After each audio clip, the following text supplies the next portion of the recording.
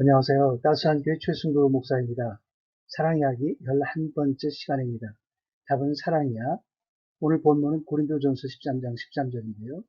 그런즉 믿음, 소망, 사랑 이 세 가지는 항상 있을 것인데 그 중에 제일은 사랑이라. 너무 유명한 구절입니다. 하나님께서 세상을 만드신 후에 참 좋다고 하셨습니다. 얼마나 좋았을까? 우리 모두는 그때 그곳을 회복하고 싶어 합니다. 하나님께서는 그 아름다운 세상을 인간에게 맡기셨습니다.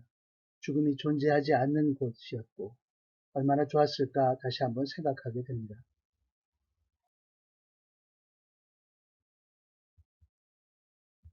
그런데 인간의 죄로 죽음이 세상에 들어왔습니다. 그 좋은 낙원에서 추방된 것이죠.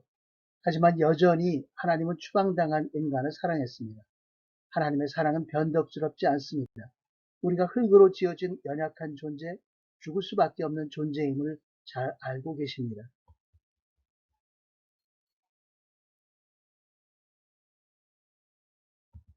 그 세상에 죄는 인간 안에서 활동하면서 하나님의 뜻과는 다르게 인간의 생각을 지배했습니다. 의심을 품게 하고 불신과 두려움이죠.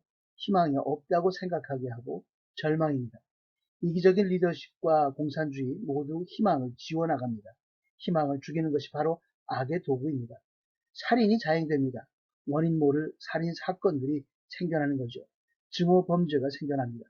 이런 불신과 절망과 증오 가운데 사는 것이 이 땅에서 하나님을 모르고 사는 사람들의 삶의 현장입니다.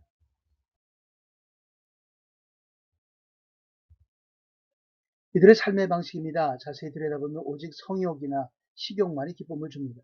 오직 돈이 모든 것이라고 고백합니다. 힘, 명예, 권력, 자랑, 그 위에 세워진 모든 것들이 결국 사라질 것인데도 깨닫지 못합니다. 고된 비바람이 몰아치면 모두 무너집니다. 창조주의 진리와 상관없이 스스로를 위해 쌓은 모든 것은 무너집니다. 최소한 달아 낡아지고 썩어 부패하여 없어집니다. 꽃은 시들고 풀은 마르게 마련입니다. 반면에 전혀 다른 세상이 있습니다. 말씀, 사랑의 말씀이죠. 말씀을 로고스라고 합니다. 그 로고스로부터 사랑의 말씀이 계속 내려옵니다. 우리를 향해서 하나님께서 계속 그 말씀을 주시는 거죠. 그 말씀이 육신이 되어 이 땅에 오셨습니다. 그분이 바로 예수 그리스도인 것입니다. 진리의 말씀, 하나님의 사랑을 말씀이 성육신 되신 예수 그리스도를 받아들인 사람은 전혀 다른 삶을 삽니다. 신앙과 희망과 애정인데요. 불신 대신에 신뢰와 믿음을 갖게 되고요.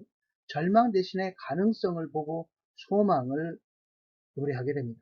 미움 대신에 격려와 양보와 회복을 품고 살죠. 그리고 사랑의 세상에서 살게 됩니다. 물론 현실적인 번역을 누리기도 합니다. 믿음이 생기면 가장 큰 축복은 하나님과의 관계가 견고해진다는 것입니다. 기도하고 응답받는 삶이죠. 믿음에 관해서는 성경에 굉장히 많은 부분에 기록되어 있습니다. 예수께서는 겨자씨만한 믿음이 있으면 산을 옮길 수 있다고 얘기하셨고, 또 히브리서 11장 1절에는 바라는 것들의 실상이고 보이지 않는 것들의 증거라고 했습니다. 창세기 15장 아브라함은 하나님을 믿기 때문에 하나님께서 그것을 의로 여겼다고 얘기를 합니다. 오직 의인은 믿음으로 말미암아 살리라 하는 것은 구약과 신약에 모두 나오는 공통된 주제인 것이죠.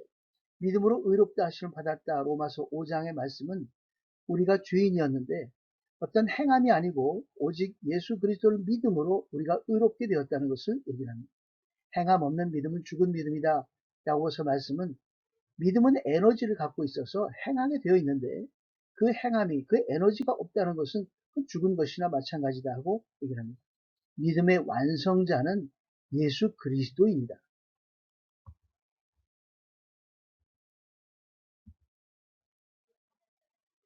그렇게 믿음이 있어도 원인 모를 비바람치는 고난이 있습니다. 고난은 인내와 연단을 통해 신앙인의 인격을 만들기도 합니다. 그 고난 때문에 믿음이 잠시 위축되기도 하죠. 왜 내게만 고난일까? 왜 좋으신 하나님이 고난을 주시는가? 통증과 괴로움, 번민과 외로움 속에서 아무리 답을 찾아보려고 해도 답이 보이지 않습니다. 그 이유도 해결책도 보이지 않습니다. 그러나 고난이 너무 힘들다고 느껴질 때 간절한 마음으로 예수 그리스도를 다시 떠올려 볼 때 거기에 답이 있습니다. 바로 소망이죠. 그때 등장하는 것이 바로 소망입니다. 고난의 이유를 묻기 전에 미래에 다가올 사랑과 축복을 보는 것입니다. 부활 소망, 천국 소망 모두 같은 이야기입니다. 예레미야는 슬픔의 탄식 중에 나라가 빼앗기고 길이 보이지 않고 정말 슬픔을 애가라고 하는 책에서 기록합니다. 그 슬픔의 탄식 중에 소망을 발견하고 새롭게 마음을 가다듬습니다. 그러나 내가 이것을 생각해내기에 오히려 내게 소망이 있습니다 하고 탄식과 눈물 가운데서 오히려 소망이 있음을 고백합니다. 하나님은 우리에게 소망을 주십니다. 소망은 마치 이 그림과도 같습니다. 미래에 떨어질 하나님의 은혜와 사랑을 미리 앞당겨서 현재화시키는 일이죠. 소망은 고난 중에 신앙인에게 가장 유익이 됩니다. 힘과 용기를 주죠. 시간을 뛰어넘어서 미래 완료를 현재로 앞당기기 때문에 그렇습니다. 예수님과 같이 연합한 우리에게 예수님 자신이 우리에게 큰 소망이 됩니다. 예수님은 우리에게 산 소망을 주셨습니다. 간단한 도형으로 함께 정리해 보겠습니다. 사랑은 하나님으로부터 시작해서 사랑의 말씀을 들음으로 믿음이 탄생합니다.